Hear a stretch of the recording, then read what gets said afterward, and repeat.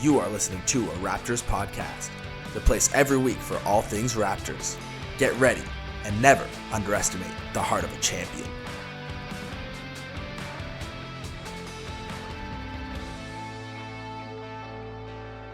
All right, and welcome one and all to a Raptors podcast. This is the first a Raptors podcast ever.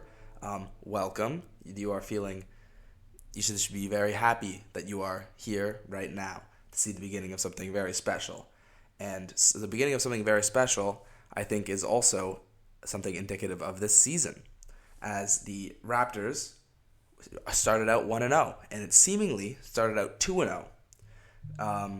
Unfortunately, that could not be the case, as the Raptors fell to the Bulls in overtime, 104-103. But firstly, I just want to talk about the win, and that was against the Timberwolves, 97-94. And something that you're going to see throughout all of these games is how the Raptors' defense has been very, very good. And that's the part that the Raptors have not really changed with the absence of Nick Nurse and the coming of Darko Rajakovic.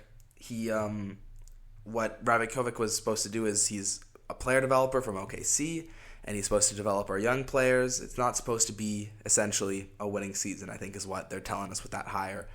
And, that is something that nobody was expecting. And so to win against the Timberwolves, especially, a Timberwolves team that has Anthony Edwards, Gobert, Towns, all ready and healthy, it was really good. And in this game, Anthony Edwards showed us, what he was showing us in the FIBA World Championships. He had 26 points, the only starter to not be in the negatives plus-minus wise. And he was hitting shot after shot. I mean, you could see this in the fourth quarter. He was hitting these crazy threes, and they're just so pure. He gets really high on his jumper. It's hard to block him, and it's straight in the middle of the basket. You just hear the perfect swoosh sound, and there's nothing you can do about it. And he's going to have, 26 points. He had 14 rebounds in this one. But he's going to have 26 points and a bunch of rebounds and assists because he's going to be having the ball in his hands most of this game. Surprising to see he only had an assist. I think that really shows the difference between this Timberwolves and this Raptors team. As you look across the starters for the Raptors, Schroeder has 7 assists, Scottie Barnes has 5, Pascal has 6. The Timberwolves, on the other hand, didn't have a single player over 3. Even Mike Conley, only had 3. Anthony Edwards is the future for this Timberwolves team, and the fact that the Raptors were able to beat them on the opening night was really, really encouraging. Gobert and Towns. Gobert was a -11. Towns, played fine, I think. Gobert as well. But I just really don't know if this is really working for them, this whole experiment. And I think, down the line, that's something you're going to have to see them pick between Gobert and Towns. And have to pick between shooting and defense. And Towns is the younger player, and he's the better player. But they just signed Gobert, so it's going to be an interesting choice that they seemingly are going to make. Anyway, the Raptors win this game. I thought it was a great performance, throughout the team. Like Rajakovic said in the huddle after the game, it wasn't anybody's best game. Schroeder led the team in points. I would say he had, the best game out of everybody. He had the highest plus-minus as well. But you look down, it's like Scottie Barnes had 17 points. He had 5 assists, 8 rebounds. He had a great defensive game, but he had 4 turnovers. And he only scored 17, was 6 of 16 from the field. He wasn't the most efficient. He played great defense. He moved the ball, got rebounds. But, it wasn't his best game. Pascal, same thing. He hasn't had really a great Pascal, statement performance throughout these first 3 games. But this game he had 15, 6 and 7. A down game from that you would expect from last season for sure. He was 5 for 17, even worse from the field than Scottie. OG probably had the best performance out of anybody, the most encouraging performance. He had 20 points, 4 of 9 from 3. He was hitting, usually the threes you see from him is in the corner, and he's just spotting up. But in this game, he was just spotting up, and you could see him take it off the dribble and hitting shots. And that's something he's been force-fed for the past 3 seasons, was these mid-range moving shots and these threes where he's just taking a sidestep. But this game, he was hitting them, which is something you never see with OG. And it's something that's really tanked his efficiency the past couple seasons. But you're seeing him now, he's hitting these shots. And it's something that we're finally starting to see. And it might be just the switch to Darko. Either way, great performance with him. He gets injured in a couple of games from this. You see Malachi Flynn get a bunch of minutes. He had the worst plus-minus. Gary Trent didn't really get anything going. It's going to be interesting how he's used because last season he was way more productive as a starter than coming off the bench, even though coming off the bench is where you would see his role really blossom and you would think his production would increase being on the bench, but it has not been that for him. He had only 5 points in this game, really tanked my fantasy team. But other players getting minutes, Achua, Grady Dick, Jalen McDaniels, just a bunch of the young guys, were really developing. So you'll see the old guys like Chris Boucher, Otto Porter, Garrett Temple, Thad Young did not play. And that is something is going to happen. You're going to see a lot of DNPs for Thad Young, Otto Porter, Garrett Temple, Chris Boucher. All these guys are not really going to get minutes because they don't really have that development floor that a Precious Achua has, that Malachi Flynn seemingly has, that Trent has, that Dick has. And yeah, Jakob Poeltl, 3 for 3, 7 points, 11 rebounds. I would love to see him develop a free throw shot. I think that would keep defenses really honest. Every single time he gets the ball in defensive, anywhere in the paint, anytime he gets the ball, he's hacked because they know he's going to miss one of two. And I think if he was just a little more consistent on that free throw, it would keep defenses so much more honest on him. But once again, he was productive. Nothing to write home about, nothing to not write home about. Just write home. 97-94, great defensive play, especially by Scottie Barnes, and it was a win against a Timberwolves team that, I don't think anybody really expected this Raptors team to beat. And, you start sort of seeing after this win, I know down the stretch they let in a bunch of points for this Timberwolves. They were leading by a lot more than the 3 that they ended up winning by. And you start to think really optimistically about this Raptors team because they have the Bulls, which are, once again, a winnable game. More winnable than you would have thought the Timberwolves would have been. And you're looking down and you're like, if the Raptors can get the win out of this game, get the win out of the Bulls game, we're 2-0 and we're feeling good, and we can tank a couple losses to the 76ers in the tougher schedule that we have upcoming. And you go into that Bulls game and you see the Raptors offense puts up 35 in the first half. Normally that's a first quarter amount of score. And they go down by a lot, but their defense continues to be really impressive and is stopping players every which way. And, Scottie Barnes, OG, and Siakam just are forming, and Jakob Poeltl for that matter, just forming this solid backbone of a defense.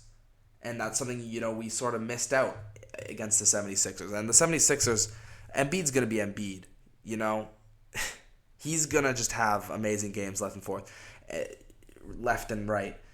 He's becoming more and more unguardable.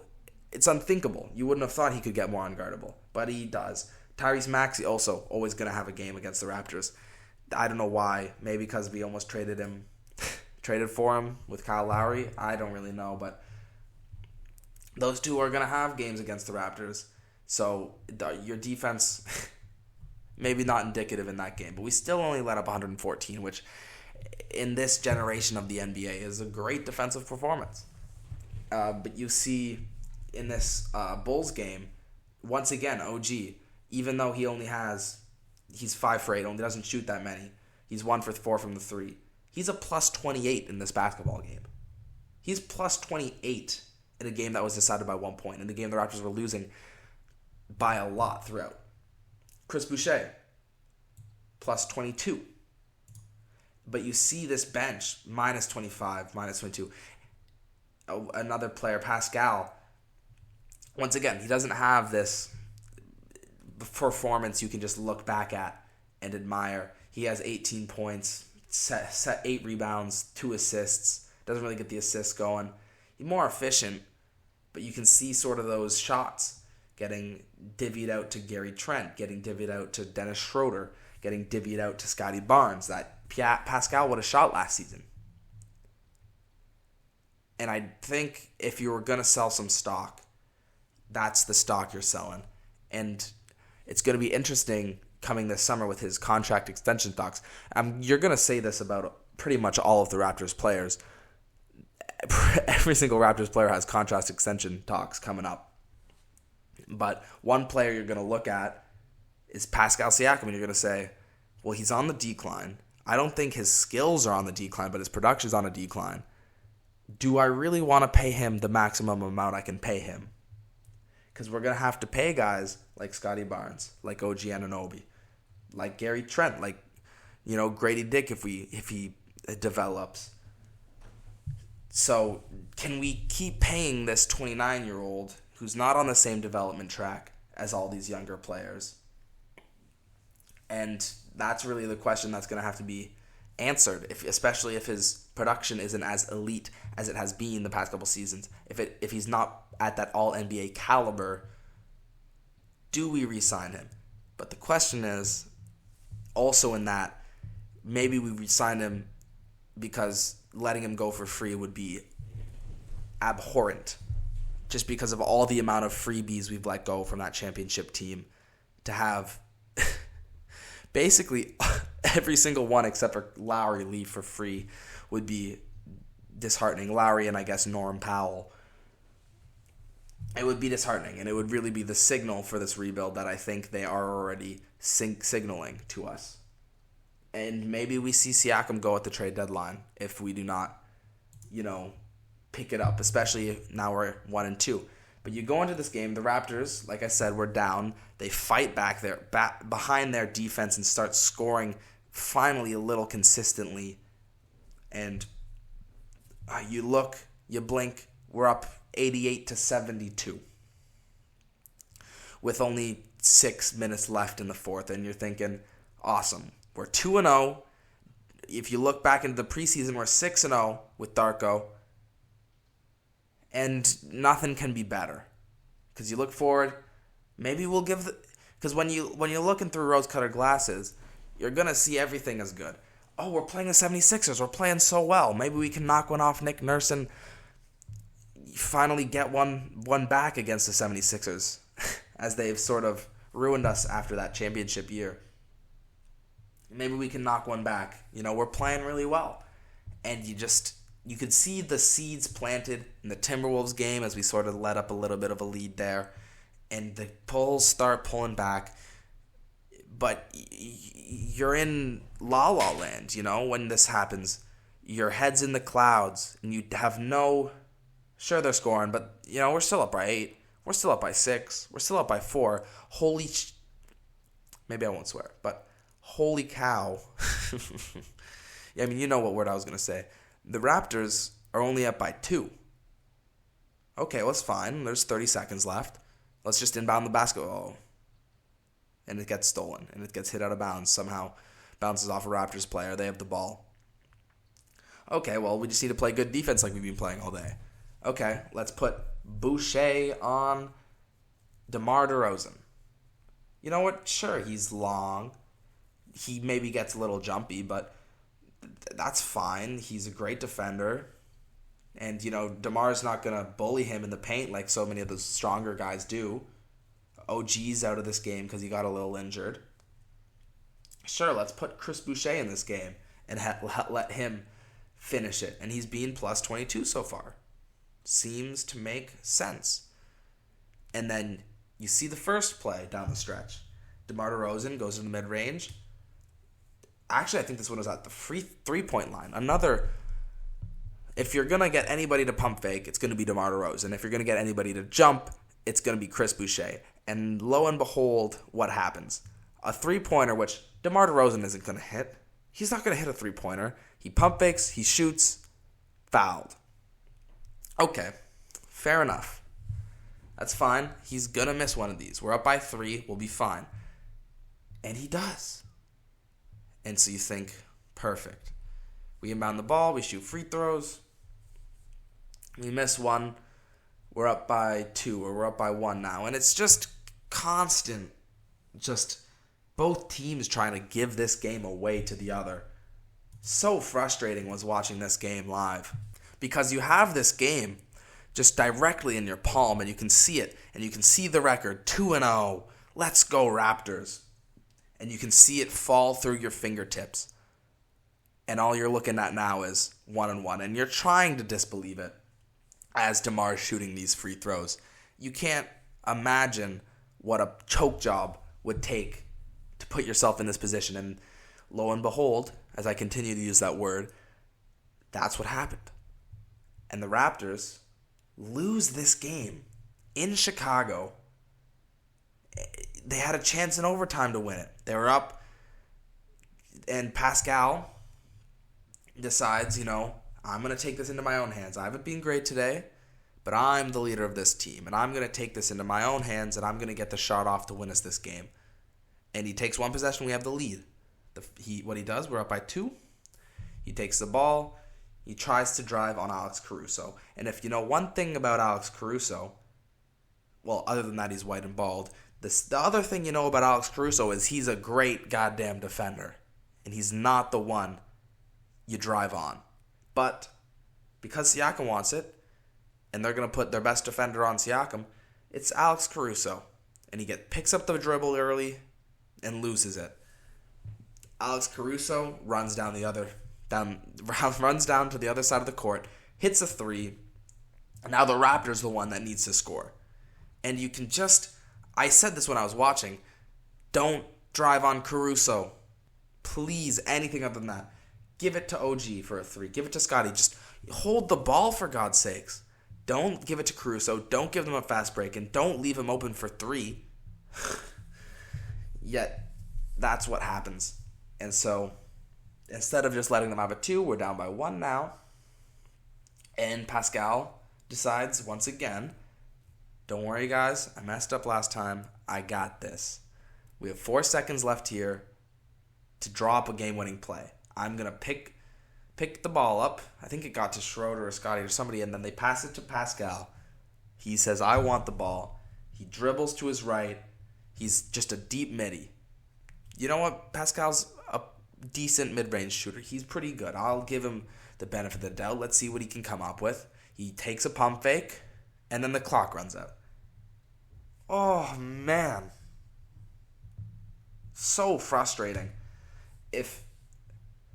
I don't know how many times we've given the ball to Pascal on the stretch, but he knows he can't hold on to that basketball, and he has to know how much time is left on that clock. So for him to inexplicably waste our last 2 possessions on a turnover and nothing, then I do think we need to be looking in another direction come this trade deadline, come next season. I love Pascal, and I hope he figures it out, but I just don't know if the timelines work out, and if he's not going to be a better player than he already is, I don't think it's going to work out in Toronto with him. And he's sort of the last remnant. I mean, OG, but he didn't even play in that championship season. He's the last remnant of that championship year, and we're starting to lose touch with that. We're riding the hype. Masai's riding the hype. Nick Nurse was riding the hype. Now Pascal, but I think we're sort of finally out of that honeymoon phase that this Raptors team has had for the last couple of years, and it's going to end with Siakam. But other than that, you're thinking, well, the Raptors won that game. Maybe they can still put a good performance up against the 76ers. Chris Boucher had a great game. Chua McDaniels, not so much. Flynn, not so much. Gary Trent scored a bit more. Yay. But you're looking at Scottie Barnes. He puts up 22, 10 and 10. He had a triple-double. Great game by Scottie. Now, this game, he was really efficient. And you're seeing things that give you lots of hope. And especially in this game, you're seeing things that give you hope. And Maxey and Embiid, they both put up 34. They had 68 points between the two of them. They were both entirely unguardable in this Nick Nurse revenge game against the Raptors. And if you're looking at any other player other than Scottie Barnes in this game, you're disappointed. And I guess Grady Dick. Grady Dick sort of had his breakout game, if you could say that even. But if you're looking at Scottie Barnes, coming off 22, 10, and 10, he puts up 24, 5, and 8. And you're thinking, okay, that's a Pascal stat line that you've seen for years and years. Okay, but you look at how he did it. And Pascal usually does it, he's not taken over a game. And you hear about all these players who, can lock into something outside of their own physical. They can just lock into this mindset and this, I'm scoring, I'm winning this game. And you can see that a little bit in Scottie. And you can't see that in, that's never been a thing that Pascal's had. But you look at Scottie Barnes in this game in the third quarter, in the fourth quarter. Nobody has anything else going. We're down by 10 points. And Scottie looks around and he looks at himself and he's like, this has to come from me.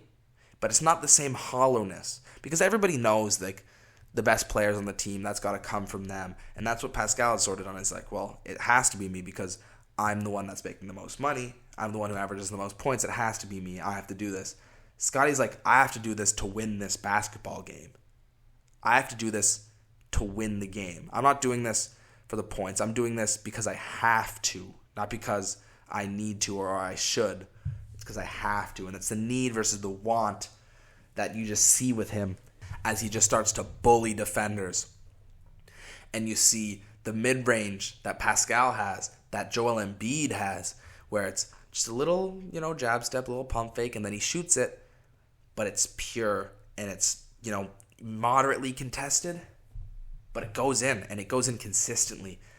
And that once you add that to your game, you're starting to look like one of the best players in the league. He puts up 24, but each one of these baskets was a tough shot and a needed shot. And he also has, 5 assists, 8 rebounds to say for it. I think this was an amazing, amazing Scottie game. He also has 2 threes.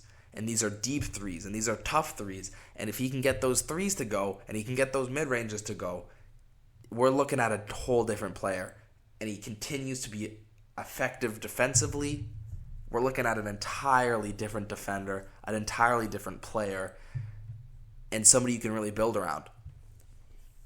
But this Raptors team is not in the same development stage that it has been in the last 5 years, where, we're one player away. We're one big move away. With the loss of Fred VanVleet and the loss of the players we've had, we're no longer in that stage. I think we're more in a stage that we aspire to be as OKC, where this season they've really turned something, they've really figured something out because they have Shea performing at that first team All-NBA level. And you have all these young guys who are bags of potential, bags of talent.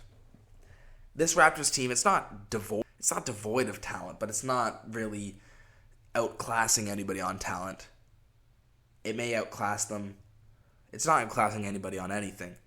And you need to see Scottie sort of take on that Shea role. And I think he is in the same role that Shea was in his third season this year, where it's like, well, it's got to be me because nobody else on this team is going to do it. And I've got talented guys around me, but it's going to be brought up through me. And when we start to do that and we start to draft young players like Grady Dick, who had a great game against Philadelphia, who hit up 4 threes, who really was holding us into this game. At the beginning of this game, we're hitting a bunch of threes, and it's not sustainable, and we have the lead, but the 76ers come back, and you're like, well, yeah, that makes sense. The amount of threes we were hitting weren't sustainable. And then you get to the fourth quarter, Grady Dick hits a bunch of threes. Schroeder hits a bunch of threes. He's 4 for 6 today from 3. It was, Gary Trent's hitting threes. Pascal's hitting threes. It was interesting to watch. It was very impressive because we have not been a 3-point shooting team for a while. And it was really nice to see that. Jakob Poeltl, once again, only 6 points, minus 19. He was atrocious in this game. He got dogged by Joel. he was giving up shot after shot in the mid-range, and then when he stopped, he was getting spun on, and he was getting fouled, and he was missing the free throws, and we changed to a zone. We took him off and we changed to a zone, and then that started getting picked apart. It was really, really tough, and you need Podol for these games. And so if he's not performing in these games, it's why do we have him? You look on your schedule, you see Joel Embiid, you see Cat, and you see, these bigs like Joker, and you think, well, we need a center to guard them. And Podol was that guy for us, and he still can be, and I still see great things with him. He doesn't really have the same chemistry with Schroeder as he did with Fred, but that's something they can build. But it's not been a great start to the season, and if he can't guard Joel even a little bit, that's worrying, because that's the whole reason he's here. But like I said, other than in this game, great game by Scottie. Schroeder was fine. Grady Dick was great. Gary Trent, Everybody else, not good. You look at the bench. Malachi Flynn, not impressed. Precious Achiuwa, not impressed. He was fine, I guess. He got some rebounds, some assists, got some points. Precious Achiuwa's good. He's been the same sort of player, though, for the last couple seasons. I don't know if he's ever going to grow into anything more than an impact player who can't play every day. But we'll see. Every game, I guess. Chris Boucher, not a great game. Coming off a bad game against the Bulls. I still have faith in Chris. He's an impact player. I think maybe a lot of his oomph, a lot of his fight that we've seen in him, and that's really what he's been rewarded with playing time, and what he's been so good at is just fighting. And Nick Nurse, he brings that out of people for sure.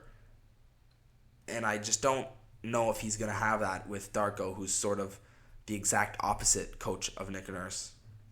But we'll see. We'll see how it goes. So the Raptors are now 1-2. Nothing really to write home about. Sort of what you would expect from these three games coming up. Maybe not in the order. Maybe you would have thought we lost to the Timberwolves, lost to the 76ers, beat the Bulls. We beat the Timberwolves, should have beat the Bulls, lost to the 76ers. As we look to our schedule coming up, we got Portland, Milwaukee, and Philadelphia. That after those three games, I'll come back to you. Once again, I think those three games we're looking at 1-2. Once again, we're probably going to be 2-4 next time I talk to you. And that's sort of the season that we're going to have. And I think fans are going to have to be expecting that. There shouldn't be huge expectations for this game. But who knows? Who knows? Who can say the future?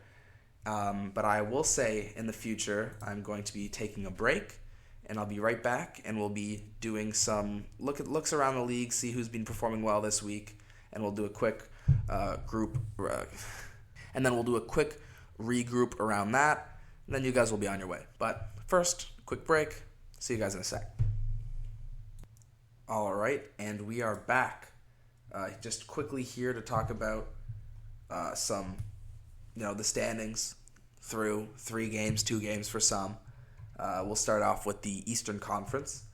Pacers, Celtics, and Magic, all 2-0. Something you wouldn't have thought for the Celtics, but not for the Pacers and Magic, who have been overperforming. I know it's really early. I'm going to be drawing conclusions that, aren't really appropriate probably, but big wins for them. Pistons as well, joining in that group with being above 500.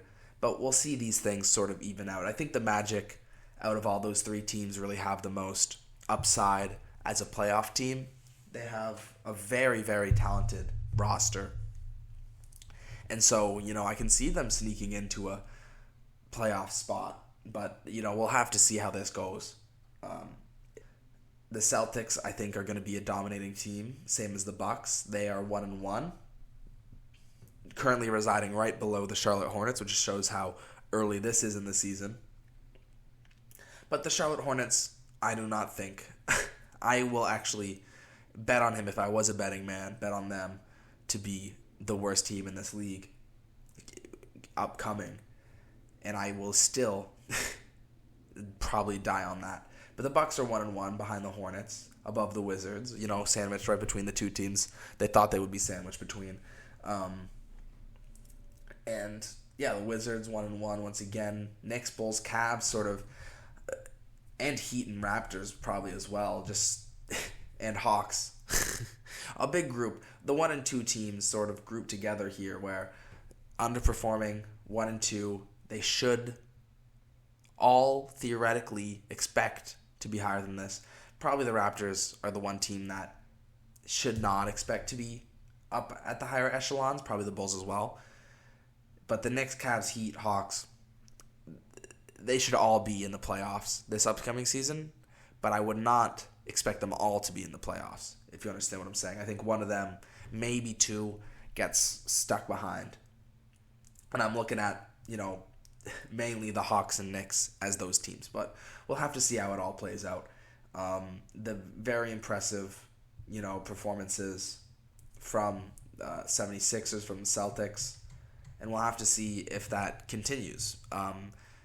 Without James Harden, the 76ers are looking like nothing has changed. And if he does report back and he doesn't get traded, which I think is unlikely, but who knows, it'll be interesting to see if they can continue dominating with, his cancerous nature in the locker room.